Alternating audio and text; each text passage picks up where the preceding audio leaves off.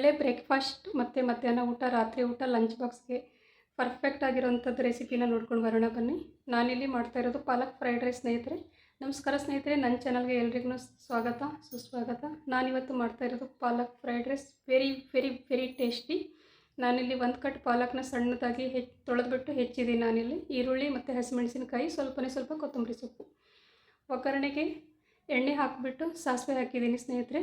ಸಾಸಿವೆ ಸಿಡಿದ ನಂತರ ಕಡಲೆಬೇಳೆನ ಹಾಕ್ತಾಯಿದ್ದೀನಿ. ಕಡಲೆಬೇಳೆನ ಒಂದು ಸ್ವಲ್ಪ ಹೆಚ್ಚಿನ ಮಟ್ಟದಲ್ಲಿ ಹಾಕಿದ್ದೀನಿ ನಾನು. ನೀವು ಬೇಕಾದರೆ ಹೆಚ್ಚು ಕಡಿಮೆ ಮಾಡ್ಕೊಳ್ಬೋದು.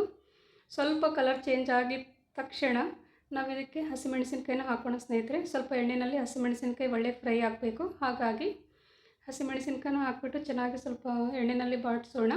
ಸ್ವಲ್ಪ ಹಸಿಮೆಣಸಿನ್ಕಾಯ್ದು ಹಸಿ ವಾಸನೆ ಹೋಗ್ಬಿಟ್ಟು ಚೆನ್ನಾಗಿ ಹುರಿದುಕೊಳ್ಳುತ್ತೆ ಅಂತ.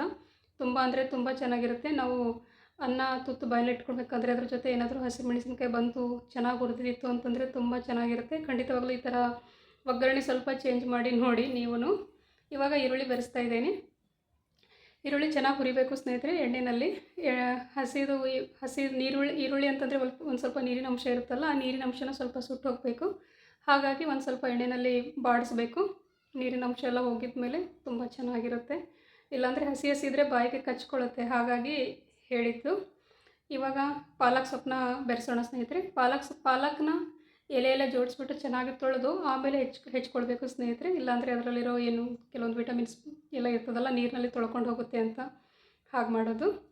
ಚೆನ್ನಾಗಿ ಸಣ್ಣದಾಗಿ ಹೆಚ್ಚಿಬಿಟ್ಟು ಒಗ್ಗರಣೆಯಲ್ಲಿ ಬೆರೆಸಿ ಚೆನ್ನಾಗಿ ಕಲಸೋಣ ಸ್ನೇಹಿತರೆ. ಪಾಲಕ್ ಸೊಪ್ಪನ್ನ ನಾವು ತಾಳಿಸಿರೋ ಪಲ್ಯ ಮಾಡ್ತೀವಲ್ಲ, ಹಾಗೆ ಇದರಲ್ಲಿನೂ ಹುರಿಬೇಕು. ನೀರಿನ ಅಂಶ ಎಲ್ಲ ಸುಡಬೇಕು ಸ್ನೇಹಿತರೆ. ಪಾಲಕ್ ಇಲ್ಲಾಂದರೆ ಹಸಿ ಪಾಲಕ್ ಸ್ಮೆಲ್ ಬಂತಂದರೆ ಮಕ್ಕಳಿದ್ರೆಲ್ಲ ಊಟ ಮಾಡೋಂಗಿಲ್ಲ. ಹಾಗಾಗಿ ಯಾರು ಪಾಲಕ್ ಸೊಪ್ಪು ಊಟ ಮಾಡಲ್ಲ ಅಂತ ಇರ್ತಾರಲ್ಲ, ಈ ಥರ ಮಾಡಿಕೊಡಿ. ಒಂದು ತಟ್ಟೆ ಇಲ್ಲ 2 ತಟ್ಟೆನೂ ಹಾಗೆ ತಿಂದುಬಿಡ್ತಾರೆ. ಅಷ್ಟು ಚೆನ್ನಾಗಿದೆ ಇದು ಸ್ನೇಹಿತರೆ. ಯಾರು ಇನ್ನೂ ನನ್ನ ಚಾನಲ್ಗೆ ಸಬ್ಸ್ಕ್ರೈಬ್ ಮಾಡಿಲ್ಲ, ಪ್ಲೀಸ್ ಸಬ್ಸ್ಕ್ರೈಬ್ ಮಾಡಿ, ಲೈಕ್ ಮಾಡಿ, ಶೇರ್ ಮಾಡಿ. ಮತ್ತು ಫ್ಯಾಮಿಲಿ ಮೆಂಬರ್ಸ್ಗೆ, ನಿಮ್ಮ ಸ್ನೇಹಿತರಿಗೆಲ್ಲ ನನ್ನ ಚಾನಲ್ನ ಶೇರ್ ಮಾಡಿ, ಸಪೋರ್ಟ್ ಮಾಡಿ ಅಂತ ಹೇಳ್ತೇನೆ. ಸ್ವಲ್ಪ ಅರಿಶಿನ ಮತ್ತು ಒಗ್ಗರಣೆಗೆ ಅಗತ್ಯವಿರುವಷ್ಟು ಉಪ್ಪು ಬೆರೆಸಿದ್ದೀನಿ ಸ್ನೇಹಿತರೆ. ನನ್ನ ಕಡೆ ಗರಂ ಮಸಾಲ ಸುಗಮ್ ಅವ್ರದ್ದಿತ್ತು. ನಿಮ್ಮ ಕಡೆ ಯಾವ್ದು ಮಸಾಲ ಅವೈಲೇಬಲ್ ಇರುತ್ತೋ ಅದನ್ನು ಬೇಕು ಹಾಕ್ಕೊಳ್ಬೋದು. ಬೇರೆ ಇಂಥದ್ದೇ ಬೇಕು ಅಂತ ಏನಿಲ್ಲ.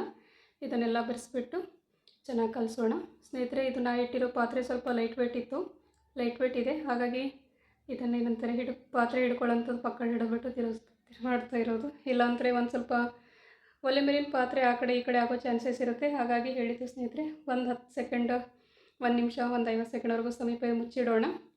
ಇವಾಗ ನೋಡಿ ಎಣ್ಣೆಯಲ್ಲಿ ಚೆನ್ನಾಗಿ ಬೆಂದುಕೊಂಡಿದೆ ಎಲ್ಲ ಮಸಾಲಾನು.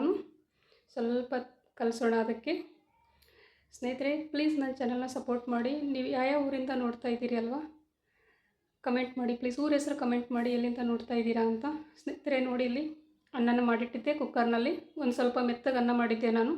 ಅನ್ನ ಸ್ವಲ್ಪ ಮೆತ್ತಗಾಗಿದ್ದರೆ ಒಗ್ಗರಣೆಯಲ್ಲಿ ಚೆನ್ನಾಗಿ ಬೆರೆಸಿ ತಿಂತಾಯಿದ್ರೆ ಸೇಮ್ ದೇವಸ್ಥಾನದಲ್ಲಿ ಪ್ರಸಾದ ಕೊಡ್ತಾರಲ್ವ, ಆ ಥರ ಟೇಸ್ಟ್ ಬರುತ್ತೆ. ತುಂಬ ಅಂದರೆ ತುಂಬ ಚೆನ್ನಾಗಿರುತ್ತೆ. ನೀವು ಒಂದು ತುತ್ತು ಬಾಯಲ್ಲಿ ಇಟ್ಕೊಂಡ ತಕ್ಷಣ ಫುಲ್ ಮೈಲ್ಡ್ ಆಗಿದೆ ಸ್ನೇಹಿತರೆ. ಆಶ್ಚರ್ಯ, ಇದು ನಾನೇ ಮಾಡಿದ್ದೀನ ಅನ್ನಂಗೆ ಫೀಲ್ ಆಗುತ್ತೆ. ಖಂಡಿತವಾಗ್ಲೂ ಒಂದು ಸರ್ತಿ ಪ್ರಯತ್ನ ಮಾಡಿ ನೋಡಿ, ಆಮೇಲೆ ನೀವೇ ತಿಳಿಸ್ತೀರಾ ಹೌದು ತುಂಬ ಚೆನ್ನಾಗಿದೆ ಅಂತ. ಅಷ್ಟು ಚೆನ್ನಾಗಿದೆ. ರುಚಿ ಅಂತೂ ಅದ್ಭುತ. ಕೆಲವೊಂದು ಅಡುಗೆಗಳು ಹೇಗಿರ್ತವೆ ಅಂತಂದರೆ ನಮಗೆ ಹೇಳೋಕ್ಕೆ ಆಗಿರೋದಿಲ್ಲ. ನಾವೇ ಮಾಡಿರ್ತೀವಿ, ಇದು ನಾವೇ ಮಾಡಿದ್ದೀವ ಅಂತ ಅನ್ನೋಂಗೆ ಆಗಿರುತ್ತೆ. ನಿಮಗೂ ಆಗಿರುತ್ತೆ, ಕೆಲವೊಂದು ಸರಿ ಗೊತ್ತಾಗಲ್ಲ. ನೋಡಿ ಸ್ನೇಹಿತರೆ, ಎಷ್ಟು ಚೆನ್ನಾಗಿ ಹುಡಿಯಾಗಿ ಬಂದಿದೆ ಅಲ್ವಾ.